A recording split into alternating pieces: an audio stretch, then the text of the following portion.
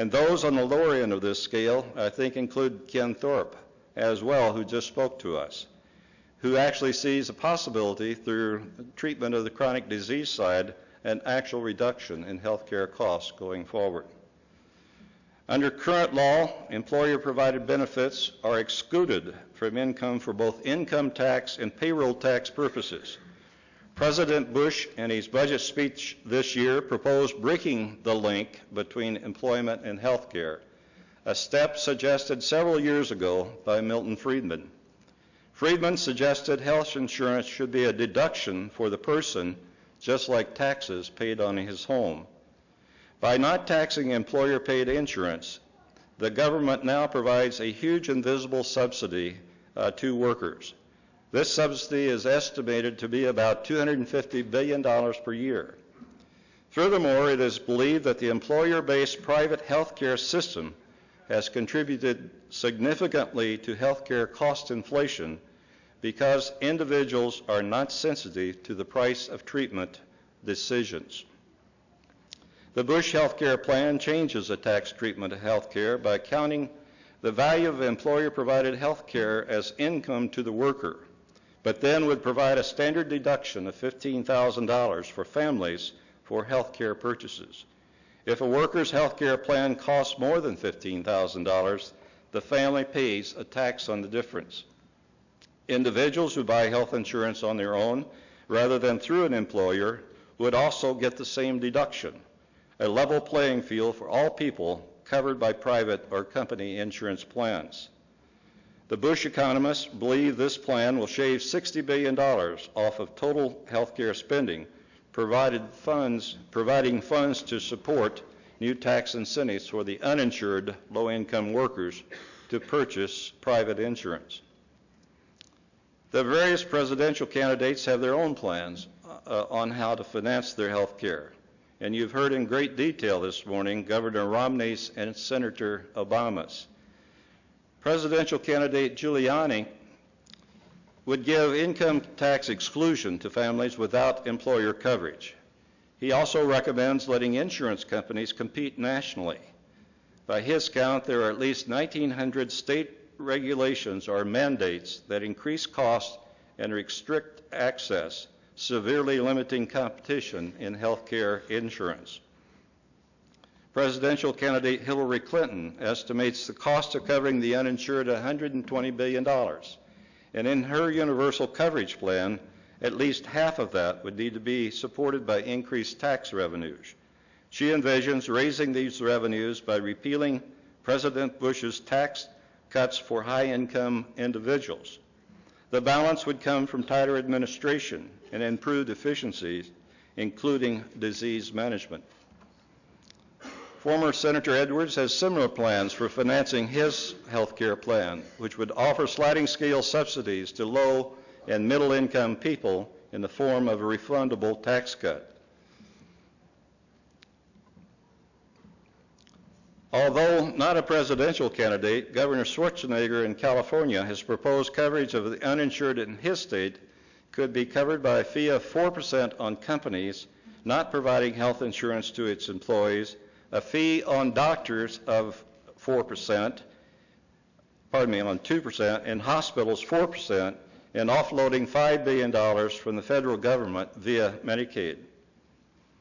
Another option advanced by a leading union official was a flat 1.5% tax on imports.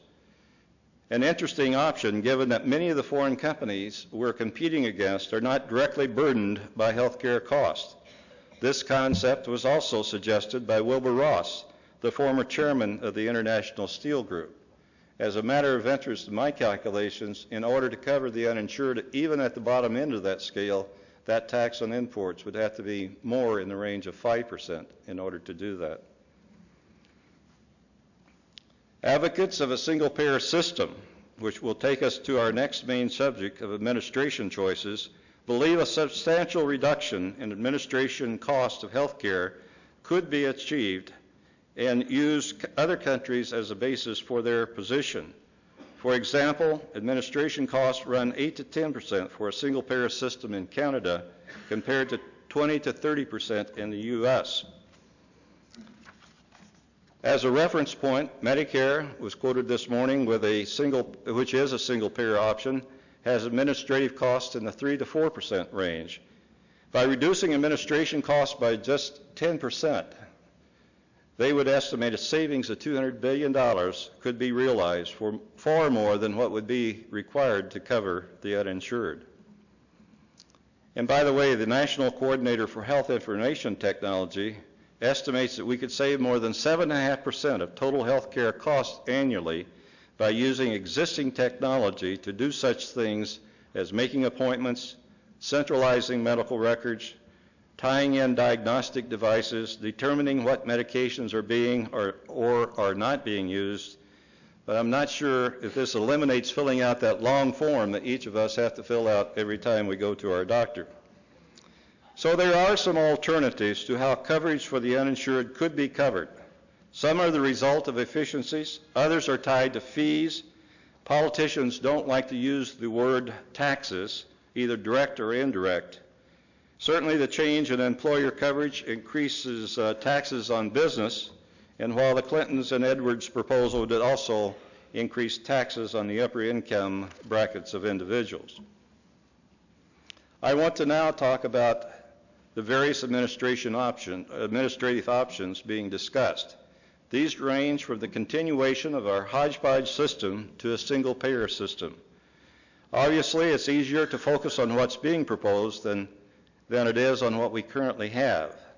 Basically, the single payer system is just what it sounds like. All healthcare provider bills would be paid by one organization, most likely a governmental one. It would function not unlike Medicare does today. From there, the details would get murky as to the funding, where the funding comes from. Some would propose a national tax.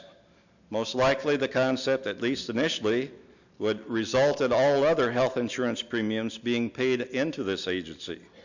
This would include employer payments, private insurance payments, and governmental funds for S-CHIP, Medicare, Medicaid, and the VA, and matching Medicaid funds from the states. The result would be one huge insurance pool. From this pool then would come the funds to pay all claims for the various healthcare providers. Proponents for this claim, it would eliminate the staggering overlap, bureaucracy, and waste created by thousands of individual plans. Opponents refer to this as socialized health care. And Kevin Drum, who currently writes daily on his blog, Political Animal, and this is published by the Washington Monthly, says socialism is a scare word used by conservatives when they've run out of serious arguments.